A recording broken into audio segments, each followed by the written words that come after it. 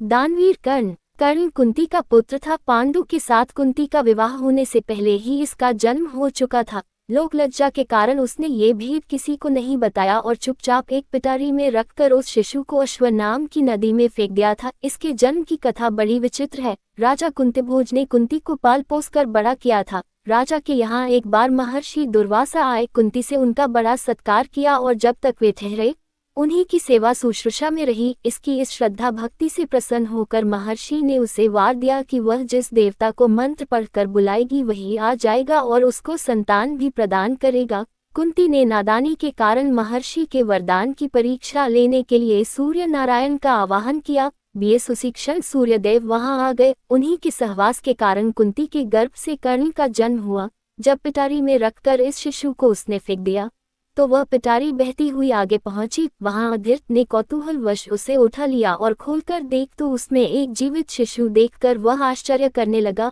अधीर्त उस शिशु की निरीह अवस्था पर करुणा करके उसे अपने घर ले आया और उसका पालन पोषण करने लगा।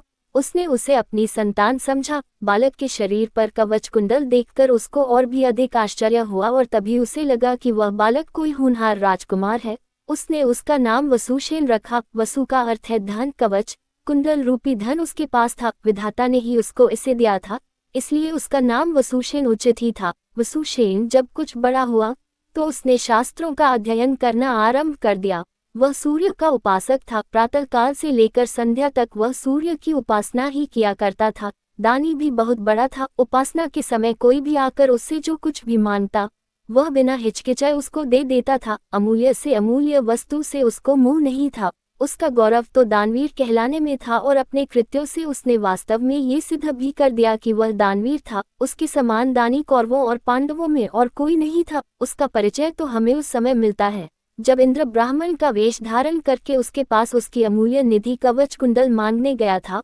उस समय कर्ण ने देवराज का स्वागत किया था और सहर्ष अपने कवच कुंडल उतार कर दे दिए थे। दान करते समय अपने हित या अहित विचार वह नहीं करता था। यद्यपि सूर्य भगवान पहले उसे मना कर चुके थे कि वह इन कवच कुंडलों को किसी को भी न दे, लेकिन दानवीर कर्ण किसी याचक को निराश करके वापस लौटाना तो जानता ही नहीं था। कर्ण के इस साहस के कारण ही उसका नाम वैकर्तन पड़ा था। यदि इस कवच कुंडलों को वह नहीं देता तो कोई भी योद्धा उसे युद्ध में परास्त नहीं कर सकता था। इंद्र ने अर्जुन के हित के लिए ही इनको मांगा था, क्योंकि इनके बिना अर्जुन कभी भी उसे नहीं हरा सकता था। फिर भी उसके इस अद्वितीय गुण से प्रभावित होकर इंद्र ने उसको एक पुरुष घातिनी अमोघ शक्ति दी। उस शक्ति से सामने का योद्धा किसी भी हालत में जीवित नहीं बच सकता था और उसको कर्ण ने अर्जुन के लिए रखा था।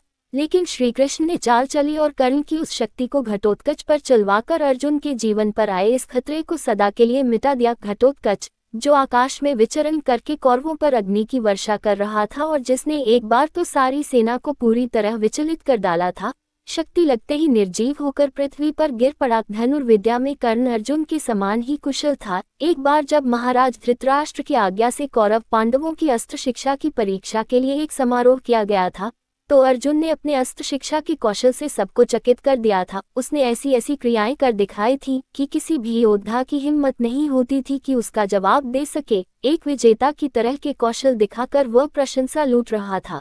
दुर्योधन उस समय हतप्रभ सा होकर चुपचाप बैठा था। अर्जुन का सा कौशल दिखाना उसके सामर्थ्य के भी बाहर था। उसी समय कर्ण वहां आ पहुंचा और उसने मैदान में आकर अर्जुन को ललकारा, अर्जुन, जिस कौशल के बल पर तू यहाँ सबको चकित कर रहा है और सभी से प्रशंसा लूट रहा है, उसे मैं भी करके दिखा सकता हूँ। ये कहकर उसने धनुष पर बाण चढ़ाकर वही सब कुछ कर दिखाया जो अर्जुन ने किया था। चारों ओर से कर्ण की जय जयकार होने लगी। दुर्योधन का चेहरा अर्जुन के प्रतिद्वंद्वी को देखकर खिल उठा। उसने उसे हृदय से लगा दिया। उसने उसे अर्जुन के साथ द्वंद्व युद्ध करने के लिए प्रेरित किया। दुर्योधन की बात मानकर उसने अर्जुन को इसके लिए चुनौती दी। अर्जुन द्वंद्व युद्ध के लिए तैयार हो गया। अब झगड़ा बढ़ने की आशंका थी, इसलिए कृपाचार्य ने बीच में हस्तक्षेप करते हुए कहा कि राजकुमार के साथ राजकुमार का ही द्वंद्व युद्ध हो सकता है।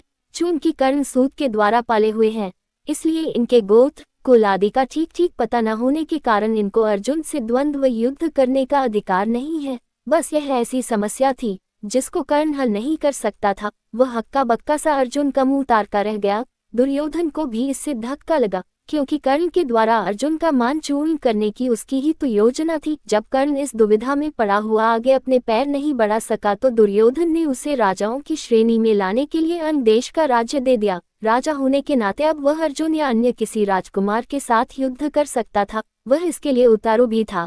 लेकिन संध्या होने के कारण यह वाद विवाद थम गया और सब अपने अपने घर चले गए। बस फिर जीवन में सदा ही कर्ण अर्जुन से प्रतिद्वंद्वी के रूप में मिला। अर्जुन से ही उसकी विशेष रूप से शत्रुता थी, वह उसकी प्रसिद्धि को सह नहीं सकता था। अनेक स्थलों पर वह अर्जुन के सामने आया, लेकिन अपना कुल गोत्र न बता सकने के कारण उसे सामने से हटना पड़ा। वह सूत पुत्र कहलाता था, क्योंकि सूत ने ही उसको पाला था। इसी कारण द्रौपदी के स्वयंवर में भी घूमती मछली की आंख बेधने की सामर्थ्य रखते हुए भी उसको अवसर नहीं दिया गया। स्वयं द्रौपदी ने ही सूत पुत्र कहकर उसका अपमान किया था और उसकी पत्नी बनने से इनकार कर दिया था। सूत पुत्र को क्षत्रिय कन्या का वरण करने का अधिकार नहीं है। ये शब्द शूल की तरह उसके हृदय में चुभ गए थे और वह लहू के घूंट पीकर अपने स्थान पर आ बैठा था। लेकिन द्रौपदी के प्रति उसकी घृणा इतनी बढ़ गई थी कि भरी सभा में दुःशासन ने द्रौपदी को नंगा करना चाहा था तो उसने इसका तनिक भी विरोध नहीं किया था, बल्कि द्रौपदी की हंसी उसने लड़ाई थी। जब दुर्योधन के भाई विकर्ण ने कौरवों के इस घृणित व्यवहार की निंदा की थी तो कर्ण ने उससे कहा था, विकर्ण, तुम अपने कुल की हानि करने के लिए पैदा हुए हो, अधर्म अधर्म तुम पुकार रहे हो। द्रौपदी के साथ जो भी व्यवहार किया जा रहा है वह ठीक है, वह दासी है और दासी के ऊपर स्वामी का पूरा अधिकार होता है। ये कहकर उसने द्रौपदी के द्वारा किए अपने अपमान का बदला चुकाया था। उस समय उसका हृदय पत्थर की तरह कठोर हो गया था। जैसे भी बन पड़ा उसने द्रौपदी का अपमान किया, उसे 5 पुरुषों की व्यभिचारिणी स्त्री कहा और हर तरह से उसे धिक्कारा। उस समय प्रतिशोध की आग में जलते हुए उसने उचित अनुचित का विचार बिल्कुल छोड़ दिया। द्रौपदी को नंगी देखने और दिखाने की उसकी इच्छा थी। इससे स्पष्ट होता है कि कर्ण प्रतिशोध की भावना के आगे सत्य, न्याय और धर्म की भावना को पूरी तरह भूल जाता था। यह उसके चरित्र की दुर्बलता ही है। कर्ण स्वभाव से कुटिल भी था। वह दुर्योधन को इसी प्रकार कुचक्र रचने की सलाह दिया करता था जैसी शकुनी देता था। जिस समय जुए में हारकर पांडव वनवास के लिए चले गए और द्वैत वन में वे अपना समय काट रहे थे, उस समय कर्ण और शकुनी की बातों में आकर ही दुर्योधन अपने परिवार के साथ पांडवों को चिढ़ाने के लिए पहुंचा था। लेकिन यहाँ चित्रसेन नामक गंधर्व से इनका सामना हो गया। भीषण युद्ध हुआ। गंधर्व राजा ने अपने पराक्रम से सबको परास्त कर दिया और परिवार सहित सभी को उसने बंदी बना लिया। कर्ण तो अपने प्राण लेकर युद्धस्थल से भाग ही गया था। फिर युधिष्ठिर के कहने और अर्जुन के भी प्रयास करने पर चित्रसेन ने दुर्योधन आदि को मुक्त कर दिया। कर्ण अहंकारी भी बहुत था, उसे अपने पराक्रम पर बड़ा घमंड था और बार बार दुर्योधन को प्रसन्न करने के लिए वह कहा करता था कि वह एक क्षण में ही अर्जुन को मार गिराएगा। इसके लिए भगवान परशुराम द्वारा सिखाए हुए अपने अस्त्र कौशल की दुहाई देता था। यहाँ तक कि भीष्म पितामह, गुरु द्रोणाचार्य आदि के सामने भी वह अपनी शेखी बघारने से बाज नहीं आता था।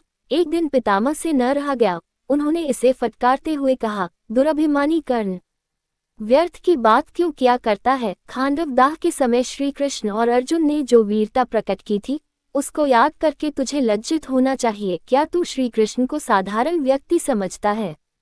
वे अपने चक्र से तेरी उस अमोघ शक्ति को खंड खंड कर देंगे। व्यर्थ दम्भ करना एक सच्चे वीर का गुण नहीं है। पितामह की यह बात सुनकर कर्ण क्रुद्ध हो उठा और उसने झल्लाकर अपने शस्त्र फेंक दिए और कहा, पितामह ने सभी के सामने मुझे लज्जित किया है, अब तो इनकी मृत्यु हो जाने पर ही मैं अपना पराक्रम दिखाऊंगा। इसी दुराग्रह के कारण जब तक भीष्म पितामह जीवित रहकर युद्ध करते रहे, कर्ण ने युद्ध में हाथ नहीं बटाया। जब उसने सुन लिया कि वे धराशायी हो चुके हैं, उस क्षण प्रसन्न होकर वह दुर्योधन के पक्ष में आकर शत्रु से युद्ध करने लगा। गुरु द्रोण के पश्चात कौरव सेना का तीसरा सेनापति वही था। इस वृतांत से यही स्पष्ट होता है कि वह अत्यधिक क्रोधी स्वभाव का था। सदा अहंकार में उसकी बुद्धि डूबी रहती थी और इस कारण बुद्धिमानों की बातें भी बुरी लगती थी। इसके विपरीत अर्जुन धीर बुद्धि और विनयशील था। इस सब के होते हुए भी कर्ण अपनी बात का धनी था। जो कुछ भी वचन वह दे देता था उससे हटना तो वह जानता ही नहीं था। श्री कृष्ण ने उसे यह बता दिया था कि वह कुंती का ज्येष्ठ पुत्र है और साथ में उन्होंने उससे पांडवों की ओर मिल जाने का आग्रह भी किया था। लेकिन सब कुछ सुनकर भी उसने दुर्योधन के साथ विश्वासघात करना उचित नहीं समझा। श्री कृष्ण ने कहा था, कर्ण, भाइयों के विरुद्ध लड़कर उनको मारने की कामना करना पाप है, इसलिए तुम कौरवों का साथ छोड़कर पांडवों का पक्ष ले लो। युधिष्ठिर तुम्हें अपना अग्रज मानकर अपना जीता हुआ साम्राज्य तुम्हें ही दे देंगे। कृष्ण की यह प्रलोभन भरी बातें सुनकर भी कर्ण अपने वचन पर दृढ़ रहा और कहने लगा, श्री कृष्ण, दुर्योधन के साथ विश्वासघात करना सबसे बड़ा पाप है। यदि मैं उसकी मित्रता को तोड़कर पांडवों की ओर मिल जाऊंगा तो सब यही कहेंगे कि कर्ण अर्जुन से डरकर उनकी ओर मिल गया है। फिर मैं ऐसा क्या करूं? मेरी माँ ने तो मुझे मारने का सारा प्रबंध कर दिया था। सूत ने ही मुझे उठाया और पाला, इसलिए वे ही मेरे पिता तुल्य हैं। सूतों के साथ मैं कई यज्ञ भी कर चुका हूँ और मेरा विवाह संबंध भी सूतों के परिवार में ही हुआ है। फिर मेरा पांडवों से क्या संबंध रहा? धृतराष्ट्र के घराने में ही दुर्योधन के आश्रित मैं रहा हूँ और 13 वर्ष तक मैंने उन्हीं का दिया हुआ राज्य किया है। फिर कैसे उनके साथ विश्वासघात कर दूं? दुर्योधन को मेरे ऊपर पूरा विश्वास है। मेरे कहने से ही तो उसने इस युद्ध को मोल लिया है और अर्जुन के प्रतिद्वंद्वी के रूप में दुर्योधन की आशाएं मेरे ऊपर ही तो लगी हुई है। इस परिस्थिति में अपने आश्रयदाता और मित्र दुर्योधन को छोड़कर मैं कभी पांडव पक्ष में नहीं मिल सकता। फिर यदि एक बार मैं मिल भी गया तो युधिष्ठिर जो राज्य मुझे देगा उसे अपने वचन के अनुसार मुझे दुर्योधन को देना होगा। इससे तो पांडवों का सारा प्रयत्न ही निष्फल चला जाएगा। ये सभी कुछ सोच विचार कर मैं निश्चय पूर्वक कहता हूँ कि मैं मित्र दुर्योधन का साथ छोड़कर और किसी पक्ष में नहीं मिल सकता। लेकिन हाँ, यह वचन अवश्य देता हूँ कि युद्ध में मेरा प्रतिद्वंद्वी केवल अर्जुन ही है। उसके सिवा किसी पांडव का वध मैं नहीं करूंगा। कर्ण का ये कथन उसके चरित्र की महानता पर प्रकाश डालता है। बात का कितना पक्का था। वह दानवीर दुर्योधन चाहे अधर्मी था, लेकिन उसका तो आश्रयदाता था। फिर वह उसके साथ छल कपट कैसे कर सकता था? अंत तक उसने दुर्योधन का साथ दिया और अपने आप को एक सच्चा मित्र प्रमाणित कर दिया।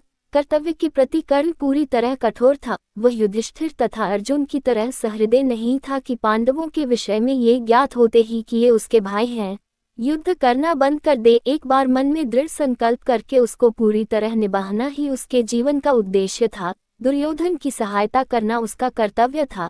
इससे पांडवों के प्रति जागृत हुआ भ्रातृत्व भाव भी उसे विचलित न कर सका और फिर भी अर्जुन के प्रति कठोर और ईर्ष्यापूर्ण दृष्टि उसकी बनी ही रही। यहाँ तक कि स्वयं माता कुंती ने जाकर कर्ण को अपनी ओर मिलाने की इच्छा प्रकट की थी, लेकिन उस समय भी वह वीर अपने पद से विचलित नहीं हुआ। यह उसके चरित्र की श्रेष्ठता ही थी। फिर एक बार कृष्ण को वचन देकर अर्जुन के सिवा अन्य किसी पांडव की ओर उसने शस्त्र नहीं उठाया। अर्जुन से ही युद्ध करते हुए वह वीरगति को प्राप्त हुआ था। महाभारत युद्ध में भी उसकी वीरता देखकर स्वयं श्री कृष्ण उसकी प्रशंसा करने लगे थे। कितनी ही बार वह अर्जुन के रथ को पीछे हटा देता था। जब तक वह सेनापति रहा, अर्जुन बार बार उसके प्रहारों से विचलित हो उठता था। उसकी समझ में नहीं आता था कि वह कैसे इस परम योद्धा को परास्त करे।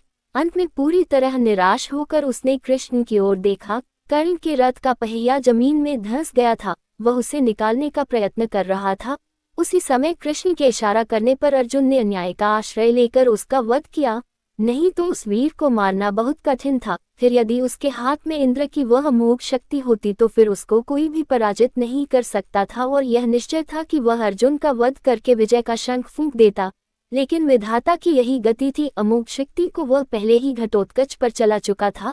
अब उसके पास विशेष अस्त्र कोई नहीं था। फिर भी बड़ी कठिनाई से अर्जुन उसे मार पाया था। महाभारत में जहाँ भी उसके पराक्रम का वर्णन आया है, वहाँ अर्जुन के बराबर ही उसको पराक्रमी माना गया है और था भी वह इतना ही पराक्रमी। कर्ण के पराक्रम में धब्बा लगाने वाली एक बात यह है कि वह कपटी भी था। वह सदा सत्य और न्याय का ही आश्रय नहीं लेता था। उसने अल्पवयस्क राजकुमार अभिमन्यु का चक्रव्यूह के भीतर औरों के साथ मिलकर वध किया था। उसी ने उसके धनुष को काट गिराया था और फिर उसने हत्थे बालक पर 6 महारथियों ने मिलकर आक्रमण किया था, जिनमें से एक वह भी था। निहत्थे बालक की हत्या करने का अपराध सदा उसके चरित्र के साथ लगा रहेगा। इसीलिए इतना पराक्रमी होने पर भी कर्ण अर्जुन की तरह महापुरुष की कोटि में नहीं आ सकता। उसका हृदय कलुषित था। इस तरह कर्ण के चरित्र पर दृष्टिपात करने से मालूम होता है कि वह किसी दृष्टि से महान था और अपने किन्हीं व्यवहारों के कारण पतित भी था। उसकी महानता उसके दानवीर होने में है, उसके दृढ़ संकल्प होने में है, उसके अपने मित्र और आश्रयदाता के विश्वास पात्र होने में है। लेकिन छल और कपटपूर्ण व्यवहार, व्यर्थ का दंभ और क्रोध उसके चरित्र की गरिमा को कम करते हैं। वह इतना पराक्रमी था कि उसके मरते ही दुर्योधन का सारा धैर्य टूट गया था और अब उसे अपनी पराजय की आशंका निश्चित लगने लगी थी। और वही हुआ भी। कर्ण की मृत्यु के पश्चात कौरव सेना का विनाश हो गया। स्वयं दुर्योधन भी भीम के द्वारा मार डाला गया। युद्ध में पांडवों को विजय प्राप्त हुई।